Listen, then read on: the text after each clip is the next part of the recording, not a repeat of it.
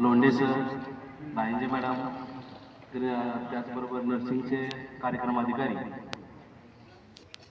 खरं तर या ठिकाणी आज आपण जे जमलोय ना, की आपण राष्ट्रीय सेवा योजनेचे या ठिकाणी शिबिर घेतलं, विशेष श्रमसंस्कार शिबिर असं त्याचं नाव आहे.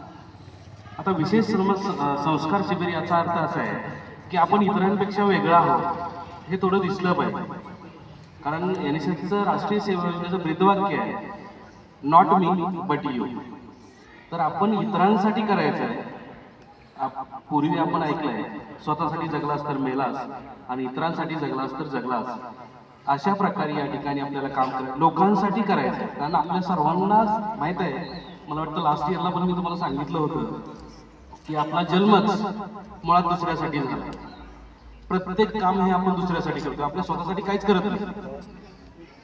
कारण लहानपणी आपल्याला जन्म दुसऱ्याने दिला आहे, सांभाळ दुसऱ्याने केलेला आहे, आपलं लग्न दुसऱ्याने लावलेलं आहे, आपलं नाव दुसऱ्याने ठेवलेलं आहे आणि आपल्याला नोकरी पण दुसऱ्याने दिलेली आहे. आपल्याला घेऊन पण जाणारे दुसरेच आहे आणि आपण कमवलेली संपत्ती पण वाटून घेणारे दुसरेच आहे. मग आपण आपल्यासाठी काय करतो? म्हणजेच आपण दुसऱ्यासाठी जगायचं याची जाणीव व्हावी आणि आपल्यावरती वेगळ्या भाषेत चांगले संस्कार व्हावे, सुसंस्कार व्हावे, या उद्देशाने आपण इथं आलोय.